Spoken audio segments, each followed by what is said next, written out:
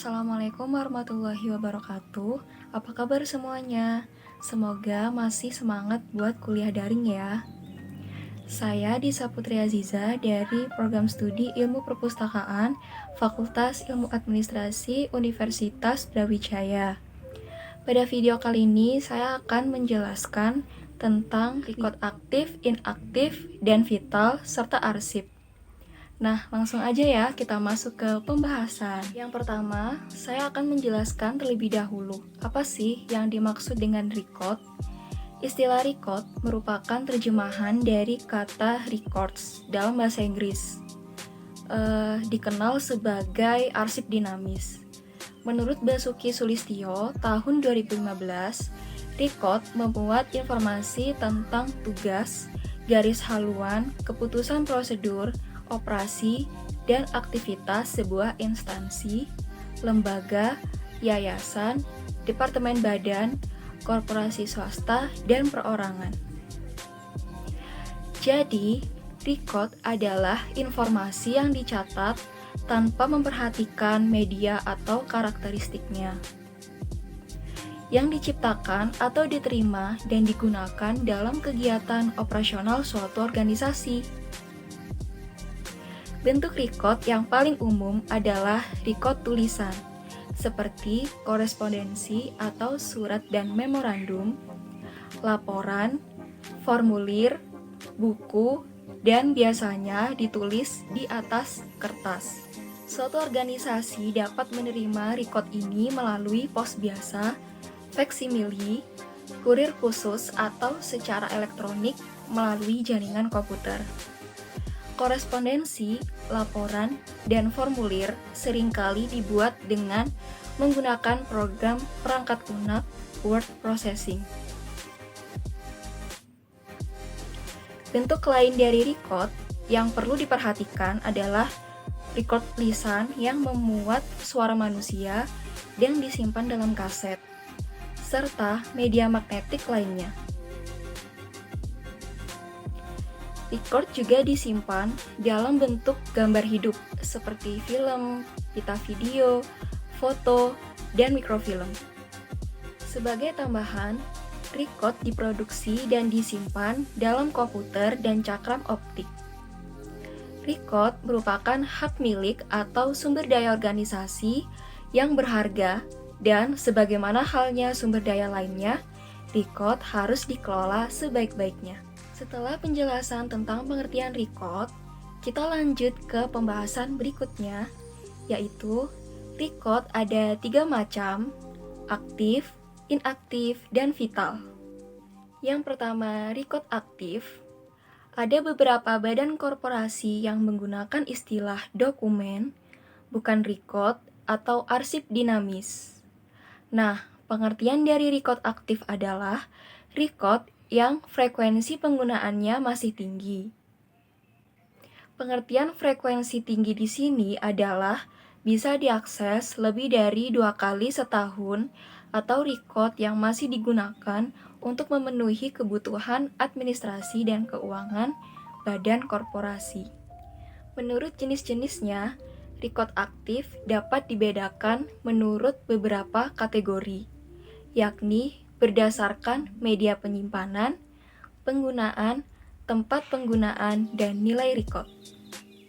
Yang pertama, record menurut media penyimpanan. Konsep dan metode manajemen record berlaku untuk semua informasi yang tercatat dalam semua media penyimpanan. Seperti record dari kertas atau hard copy, contohnya adalah file kantor, formulir bisnis, gambar teknik, grafik, peta, record pasien, record murid, file proyek, file kasus hukum, laporan teknis dan manajerial, serta hasil cetakan komputer. Lalu, ada juga record fotografik, termasuk negatif foto, film gambar hidup, cakram film, dan juga mikrofilm, microfiche, aperture card, dan mikrofilm lainnya yang dihasilkan dari dokumen kertas atau data komputer. Lalu ada record elektronik atau electronic records, termasuk basis data dan file komputer, file pengolah kata, email atau surat elektronik, voicemail atau pesan suara elektronik, pesan singkat, gambar dokumen elektronik, grafik yang dihasilkan oleh komputer, serta rekaman suara dan video. Yang kedua, ada record menurut jenis penggunaan. Berdasarkan jenis penggunaan, record dibedakan menjadi record transaksi dan record referensi. Record transaksi adalah suatu record yang digunakan dalam kegiatan operasional badan korporasi sehari-hari. Record-record ini terutama terdiri dari formulir bisnis seperti surat tagihan, surat permintaan, surat perintah pembelian dan penjualan, cek dari bank, kontrak, rincian laporan, record pengiriman barang, serta record personalia yang berisi surat lamaran dan laporan absensi. Sementara record referensi mengandung informasi yang dibutuhkan dalam menjalankan operasi perusahaan untuk jangka waktu yang lebih panjang. Record jenis ini memuat informasi tentang keputusan yang dibuat pada masa lalu, rincian tentang barang-barang yang akan dibeli, peraturan-peraturan tentang kebijakan administratif, dan rencana-rencana untuk menjalankan perusahaan. Record referensi yang paling umum digunakan dalam suatu kantor adalah surat-surat bisnis, laporan-laporan, memorandum, katalog barang, daftar harga brosur, serta pamflet. Yang ketiga, ada record menurut tempat penggunaan. Jenis record berdasarkan tempat penggunaan terdiri dari record eksternal dan record internal. Record eksternal dibuat untuk penggunaan di luar perusahaan.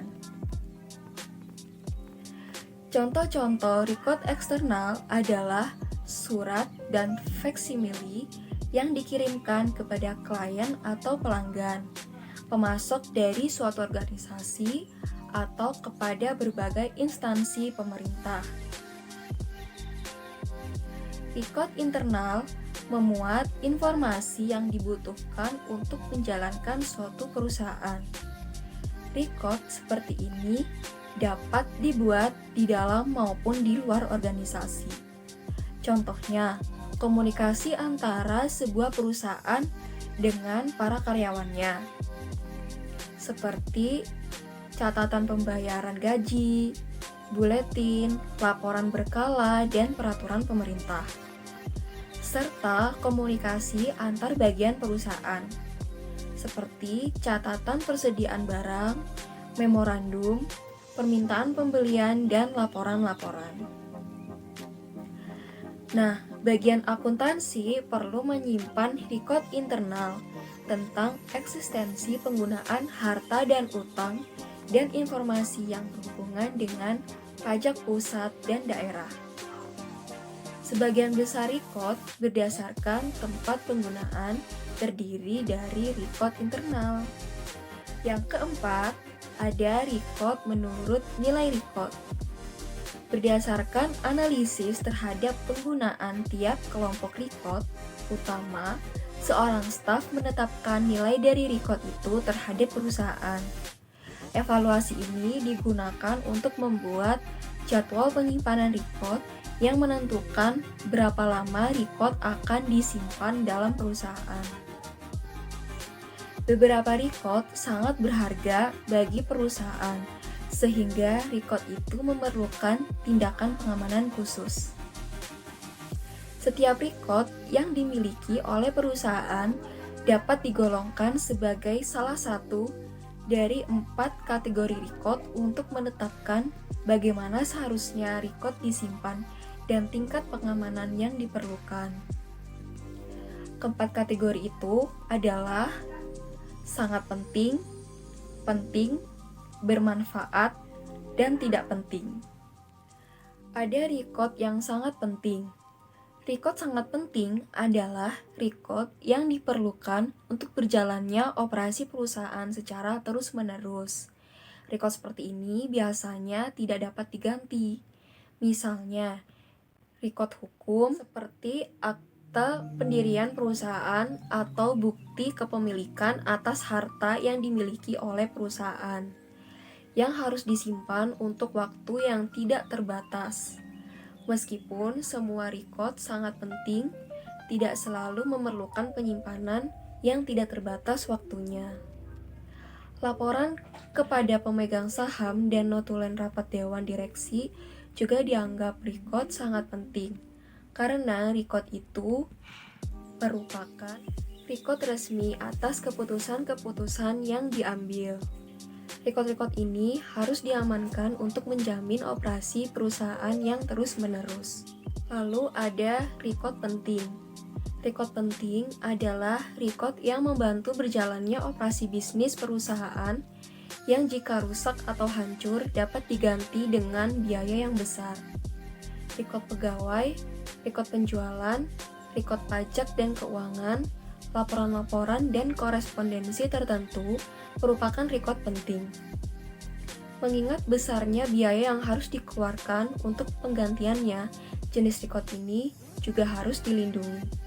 Lalu ada record bermanfaat.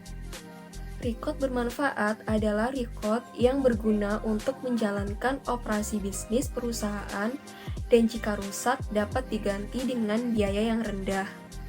Korespondensi umum, surat, memorandum, dan faksimili, dan laporan dari bank merupakan record bermanfaat yang dapat diganti dengan mudah atau memiliki dampak yang sedikit jika record ini rusak. Lalu yang terakhir ada record tidak penting. Record tidak penting adalah record yang memiliki nilai yang dapat diprediksi setelah penggunaan yang pertama dan harus dimusnahkan setelah digunakan. Contoh record tidak penting adalah pengumuman atau buletin kepada karyawan, surat tanda terima, dan pesan telepon yang rutin. Setelah pembahasan tentang record aktif, sekarang saya akan membahas yang kedua, yaitu record inaktif. Record inaktif merupakan record yang jarang digunakan, namun tetap dipertahankan untuk keperluan rujukan atau memenuhi persyaratan retensi sesuai dengan ketentuan undang-undang. Dalam menentukan cara yang tepat untuk menyimpan record inaktif, dilihat dari segi manajemen record dan pemakai perlu pertimbangan hal-hal yang menyangkut pengembangan jadwal pemusnahan, keputusan menyangkut media penyimpanan, dan keputusan menyangkut fasilitas penyimpanan. Sebelumnya, udah pernah dengar belum sih penyimpanan record Inggria? Atau udah pernah dengar tapi masih gak tahu itu apa? Oke, jadi penyimpanan Inggria artinya penyimpanan record di fasilitas yang dioperasikan oleh sebuah instansi atau perusahaan dengan tidak memandang apakah lokasi penyimpanan berada di lingkungan gedung sendiri atau di premis gudang yang terpisah. Untuk menghitung biaya operasional fasilitas penyimpanan record Inggria, maka manajer record harus mengetahui isu yang dihadapinya, seperti tuntutan akses, dan volume record yang akan disimpan, dan perkiraan penambahan record inaktif selama 5 tahun. Lalu, juga tingkat jasa yang diberikan, dan jenis record inaktif apa yang akan disimpan. Kriteria yang diterapkan pada jasa penyimpanan swasta menyangkut 9 hal berikut. Yang pertama, pengamanan terhadap record, khususnya perlindungan akses terhadap pihak yang tidak berwenang. Kedua, perlindungan terhadap gangguan lingkungan. Ketiga, rencana pengembangan. Keempat, jasa temu balik. 5. Jasa pemusnahan. Keenam, media yang disimpan. 7. Mutu hubungan dengan nasabah dan reputasi perusahaan. 8. Jasa-jasa lain. Dan yang terakhir, kontrak dan pembayaran sewa. Fasilitas-fasilitas penyimpanan Inggria yaitu ada rak dan lemari, mobile shelving, tangga, kontainer, susunan rak, dan media. Terdapat 3 alur peminjaman record inaktif.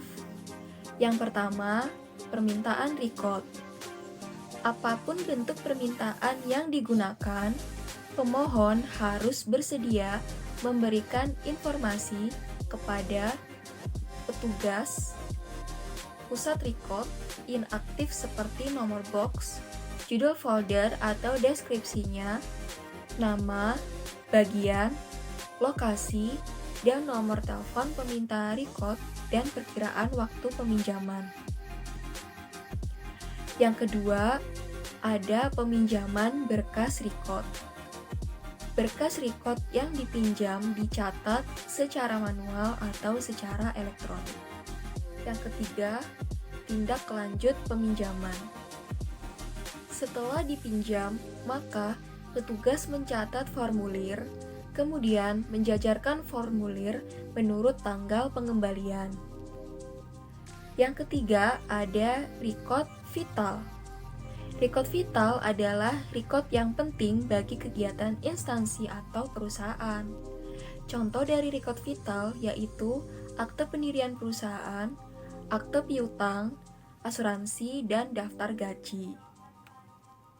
Program record vital adalah metode pemilihan, perlindungan secara sistematis, serta penyediaan dalam waktu darurat yang berupa record yang dianggap mutlak untuk kepentingan instansi atau perusahaan, termasuk tanggung jawabnya dalam keadaan darurat.